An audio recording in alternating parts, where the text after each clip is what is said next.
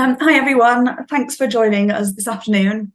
As Christina said, I'm Alicia. I'm a senior lecturer in modern slavery based at the Wilberforce Institute. I've been at the Institute since 2015 when I started my PhD there. But before that, I worked as a practitioner in the modern slavery field, working for an NGO. What I found myself coming back to academia because I was getting really frustrated that nothing was really being done on trying to understand the root causes of modern slavery and human trafficking.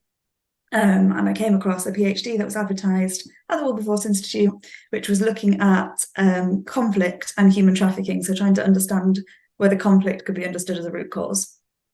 So that was back in 2015, and I just haven't left. So still here now. And while I still do research and publish on links between conflict and human trafficking, the majority of my work now is focused on working with practitioners to try and bridge that gap between research and practice. So I chair the Humber Modern Slavery Partnership, which for those of you that were on one of the previous training sessions run by Andrew coordinates that partnership. And it's a regional network of about 60 strategic partners, all working to try and improve our understanding and responses and identification and prosecution around human trafficking and modern slavery in our area.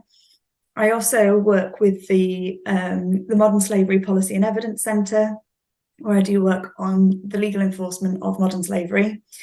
And that's really where today's presentation is coming from. So the most recent research I've done on that project is looking at financial investigations as a method of achieving prosecutions.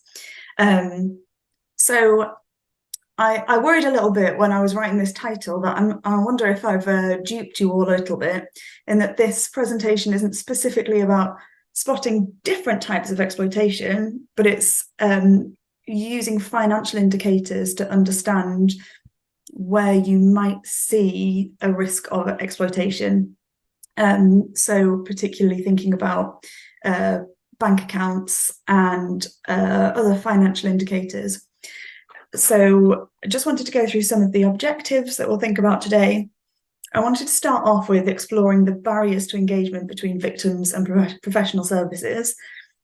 So we've got the Modern Slavery Act. It's been in place for 9 years, but prosecutions and convictions are still really low. And to begin with on this research project, I wanted to understand professionals' ideas about why those prosecutions are so low before I went to investigate whether there are other routes for us to get prosecutions that don't rely on victim testimony, if that's where things are falling through. So then we'll also look at some of the financial indicators that could imply a modern slavery offence, and also the indicators that could imply that there is a modern slavery victim, so the different sides of the coin there. So I guess one of the fundamental questions is, well, why do we focus on financial indicators? What is the point in this presentation? And for this to be practically applicable, these are the 4 things that I thought justify this presentation. So understanding the financial indicators can help you to spot issues before the perpetrator knows that you might start to spot those issues. And those are some of the really important times where we have the chance to intervene before the perpetrator starts to think, well, they've got to change their operation so that they can't be discovered. The second point, which I've touched upon, is that victims are often very fearful and unwilling to report the crime. So if a victim is not going to come forward, then there is a chance that you could identify their exploitation without necessarily there having to be a report. Number 3, financial evidence can be really vital because it's an objective, unquestionable piece of evidence rather than an individual person's testimony. So it can be used and relied upon in police investigations and in court. And 4th, knowing the signs to look for can really help you understand where systems might be being abused. And I do want to caveat this with, this is very much not a list of signs and indicators to look out for in terms of trying to identify victims of modern slavery. I'm trying to get away from that quite simple list of concerns to think about, and instead really think about how we can go past the physical identification of people in a day-to-day setting and more look at those indicators that perpetrators might not consider that we're looking out for. So getting into the crux of it then, in terms of prosecutions and convictions, the data is really hard to find. It's really hard to understand, and it's really not easily accessible. But some of the statistics that have been found, either through scrolling huge data sets or through freedom of information requests, show that in the full year ending June 2022, the Ministry of Justice statistics show that there are 82 people proceeded against for modern slavery cases, modern slavery offences. 40 of them were convicted and 40 were sentenced. So when we're looking at this in the context of 17,000 victims referred into the NRM, we're seeing that actually the numbers of perpetrators being sentenced for modern slavery offences are low. Now, this isn't to say that they're not being prosecuted for another offence. So one thing that we're seeing quite a lot is that people who are committing modern slavery offences, perhaps for forced criminality, where they might hold somebody in a situation where they're running county lines, or cannabis cultivation, for example, might be charged on drugs offences instead of modern slavery offences. Sometimes it's much easier to get those offences through court. And this is one of the things I really tried to tease out with this research project, which I think is really interesting, but it's not something I'm going to go into much detail here because we haven't got a great deal of time and I wanted to focus on those financial indicators. But obviously, if anyone has any questions, we can come back to that. And when we're looking at sentences as well, the sentence length is not massive. So the average custodial sentence for 2023 was 58.2 months, and that was a slight increase from the year before. But the maximum sentence under the Modern Slavery Act is life imprisonment. So we can see that that's not reflective of the seriousness of the potential sentence that there is available. And another thing that's really important in convictions is that many investigations do rely on victim engagement to reach conviction. And as we know, a lot of victims and survivors of modern slavery are unwilling to engage with the criminal justice system. Many don't report their situation. So it can be really difficult to know that there's been a crime committed, let alone lead that from report to investigation, to prosecution, to conviction. So in terms of barriers to victim engagement, there are numerous reasons why victims are unwilling to testify. And many of these aren't unique to modern slavery or human trafficking, but can be exacerbated because of that relationship between victim and perpetrator, which is quite unique in cases of human trafficking, where there is a sense of often a level of grooming when there's children involved, but a level of dependency or an abuse of a position of vulnerability or power, which can make it really difficult to separate a victim and perpetrator relationship.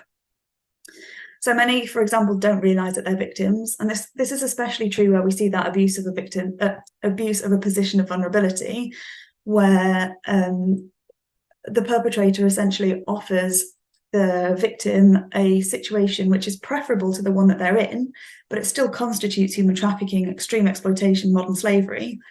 So I saw this a lot in my PhD research, looking at people who had been offered a route out of the conflict situation, where they were living in a tented community, there were constant bombs, there was no running water, no electricity, no gas, no job opportunities, no food, no medical supplies.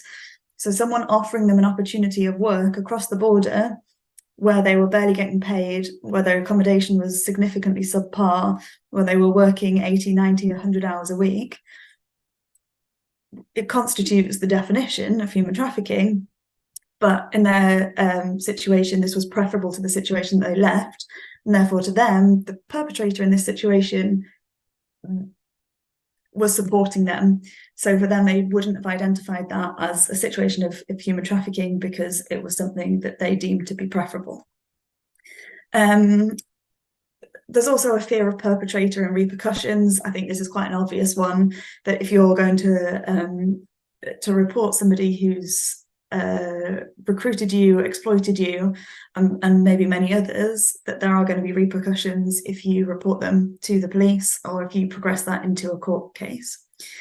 But it's not just the fear of the perpetrator, there's often fear of police. And this can be particularly predominant when there might be an immigration case that is involved in this as well. So if someone doesn't have secure immigration status, they might be too reluctant to report the situation because their immigration status is going to be relied on at a higher level of priority than their victim status. So this links to that fear of repatriation. If they're not sure of what the outcome is going to be if they report this position to the police and they are terrified of being removed from the country, then they may deem themselves to be in a better situation to remain and not report that exploitation than if they do. And then stigma or shame. So we've seen a lot of discussion around sexual exploitation and sex work and child sexual exploitation. It's particularly around the sexual exploitation where we see the stigma and some of the language that's used, like child prostitution, which does not accurately reflect the experiences of sexual exploitation, can be really stigmatizing around the sense of agency that people have in these situations. But there's also shame around being deceived into a situation of modern slavery, of human trafficking, of exploitation, where people feel embarrassed and unwilling to report their situation because they feel like they should have known better, they shouldn't have fallen for these tricks. So all of these things are things that as practitioners we have to be really aware of in terms of ensuring that we can encourage engagement, that we've got to think about our language not being judgmental, we've got to think objectively about the situation and not imply that people were willing co-conspirators in their exploitation or that they should be ashamed of falling for a scam. So in terms of prosecution problems, prosecution is often reluctant to pursue a case where the victim hasn't been found yet or might be unwilling to testify. So we can find and identify situations of modern slavery even if we haven't found the victim. So we can see that somebody has intended the exploitation, for example, or that arrangements have been made, but the potential victims or the actual victims haven't yet been identified. But also, if a person is unwilling to testify, perhaps for any of those reasons on the left-hand side, it can be really difficult to get prosecution to be willing to take that case on. And one of the other problems we see is that the prosecution is often unwilling to rely on victims who might present as unreliable. So this might be where the testimony changes over time. And those of us that work in this field know that that's quite a common occurrence, particularly where someone has suffered trauma, and trauma can have a really detrimental impact on someone's memory. But if their account changes over time, it can be picked apart and is deemed as unreliable. And the other thing that's problematic is when individuals don't fit the society's stereotypical image of what a victim should look like. So if they don't seem troubled and wanting help and vulnerable, then it can be difficult for prosecution to feel that a jury is going to identify this person as a victim and feel sorry for them. So this comes back to, if anybody wants to think about the academic side of this, Niels Christie was a criminologist who developed this concept of the ideal victim, where individuals are much more likely to accept somebody as a victim if they are weak and passive than they are if they don't show those traits. And that follows through into court settings. So in terms of financial indicators, when we're looking at the perpetrator side of things, there are loads of different things that we can look out for. And this is obviously going to vary by the type of exploitation that they are intending. But where sexual exploitation is involved, one of the things that came up a lot in this research was that a real indicators where we see multiple payments for multiple adverts on adult sexual service websites.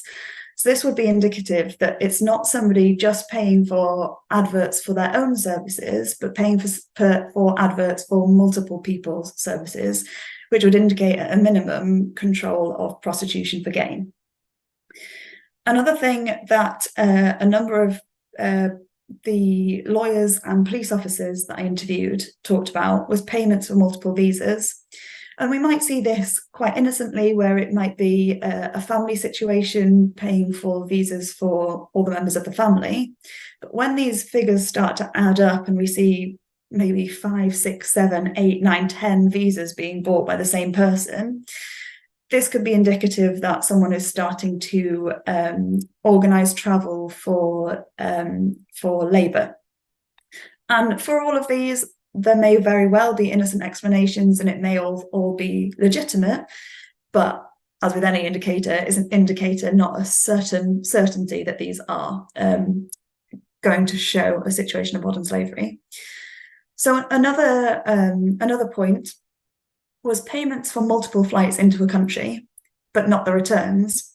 So if you're buying multiple return flights, that's kind of easy to explain off that you could be traveling to and from a country regularly. But if you're continuously buying a ticket into a country but never a return, that again suggests that you're buying those tickets for other people. Another issue is large injections of cash, but nothing reported to HMRC. So nothing's being reported for tax purposes, but it's not clear where that cash is coming from. So without it being reported to HMRC, there's no real track record of where the money's come from, how it's being taxed. So it's those kind of things that are put into a bank account but set to look as though they're going to go under the radar.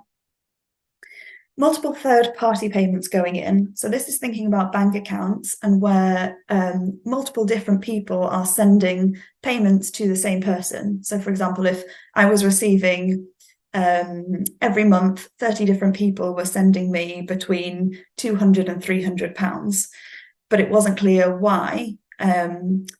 So for example, if I owned multiple properties and then I was sending that money and reporting it to HMRC, it's easily explainable.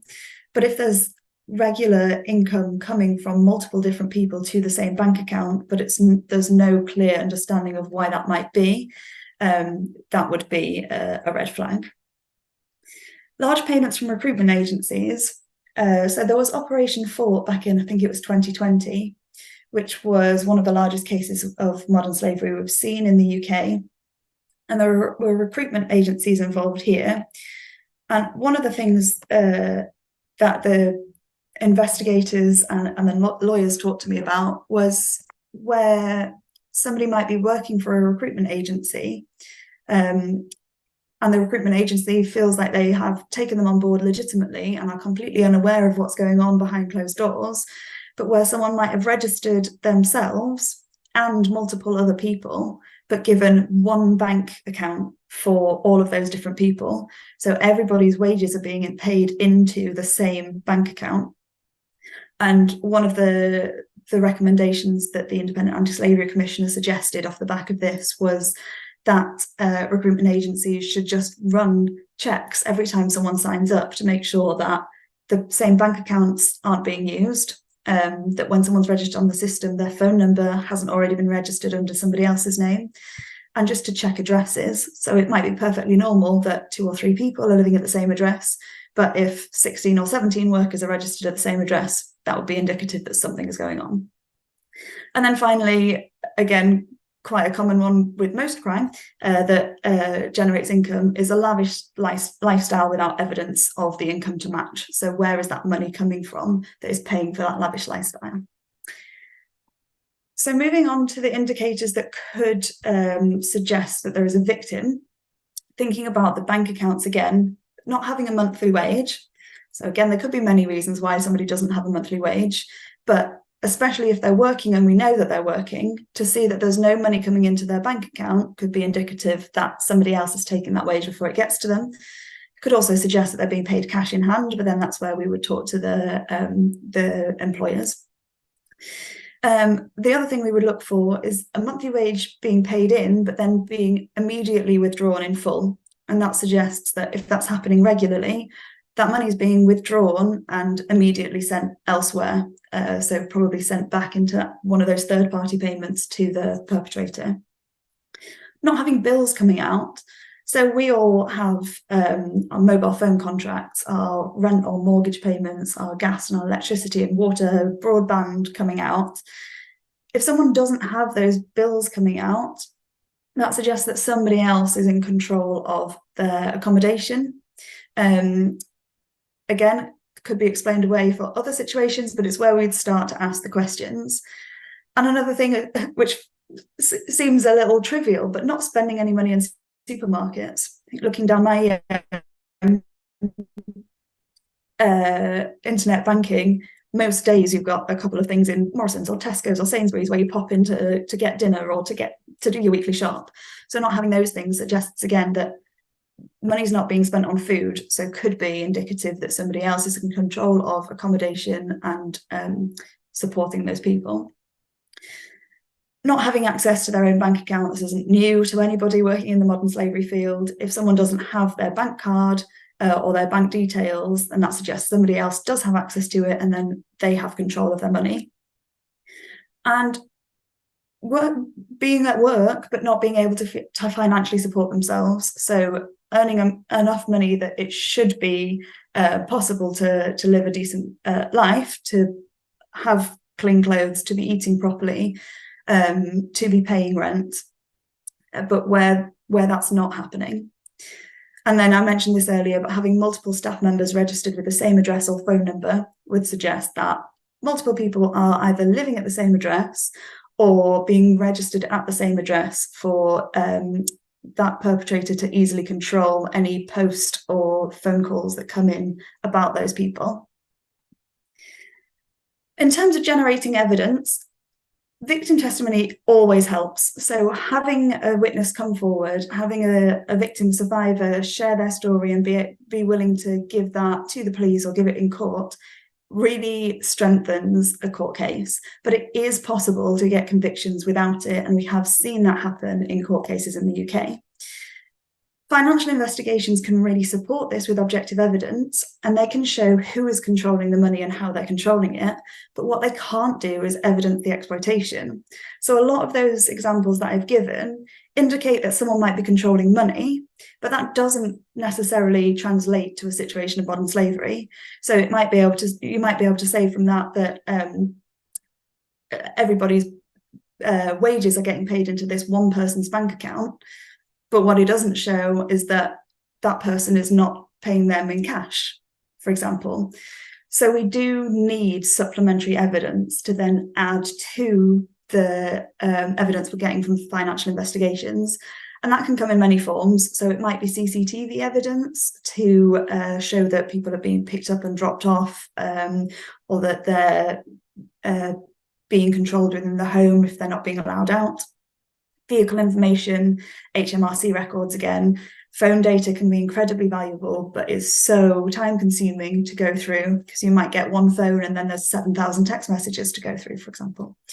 And witness accounts. So again, this witness testimony to show, well, I saw them doing this thing, which is corroborative data, can sometimes be only employed as hearsay. But all of those supplementary elements of evidence can be really valuable to back up the evidence that comes from financial investigations. So conscious that we're coming up to past, I just wanted to finish with this one slide, which will show you that I really don't have any skills when it comes to putting together a pretty PowerPoint slide. So apologies for this. But these bits really are things that I found really interesting coming out of this financial investigation research project. And one of the questions I asked at the end of the financial investigators, the police officers, the lawyers, the cybercrime experts that I interviewed was, do you think convictions are the best way to tackle modern slavery? And I thought, well, lawyers, surely police officers are going to say, yes, we want convictions, they're the best way. That wasn't always the case. So three of the key things that came out of this was the impact on future investigations. So having a conviction can lead to a positive impact in making sure that more money is pumped into modern slavery investigations. So one person said, if sentences are really low, then the police forces are saying, well, why are we doing 2 years worth of work with 5 members of staff to get an 18-month sentence? It's pointless, we're not going to do that again. It's not worth the money that's being invested when the convictions are low and the sentences are low. And another point was convictions are what we need to be able to spread the word, because if our bosses look at our outcomes of investigations and we're not getting the positive ones, then they're going to think that the investigations are a waste of time. So again, that getting that conviction, more convictions is going to lead to more convictions. So getting a conviction is going to lead police bosses to pump more money into modern slavery investigations to lead to more convictions. But if we're not getting those convictions, or we're getting low sentences, that money isn't going to be put into those resources. Another point that came out was money versus prison. What has the biggest impact? And quite a few of the police and the lawyers said, we've got to hit them where it hurts financially, that many of the suspects are actually quite willing to do a few years in prison for the amount of money that they earn. So there was a good quote here that said, the suspect was always willing and prepared to go to prison if they were unlucky to get found. But if you start taking their assets off them, boy, did they get angry. And another point there was financially damaging people involved in organised crime, I would argue, is more impactful than judicial outcomes. So then finally, does that conviction actually put offenders off? And this was a quote from a lawyer. When you think of how many people we convict and sentence for Class A drugs, which is way more than modern slavery offences, and the volume of Class A drugs, I mean, it doesn't even seem to be remotely diminishing. So there was a lot of consideration here about, we need to be focusing on the money, and we need to be thinking about not only convictions, but also the ancillary orders that come with the Modern Slavery Act. So we've got reparation orders, and every conviction, a judge should consider using a reparation order, and they have to give a reason why they don't if they choose not to. There isn't much data collected on the reparation orders, unfortunately, so I can't talk to you much about those, but they basically are a way to take the money from the perpetrator and provide reparations to the victims who have been exploited and who have missed out, especially labour exploitation, on money that they should have earned. So I just wanted to finish with that, really, of an existential crisis on really the where we go with convictions, and pushing them forward has to be a priority, but we also have to think of the other ways and the means that are available to us that are maybe going to be more impactful in deterring cases of modern slavery.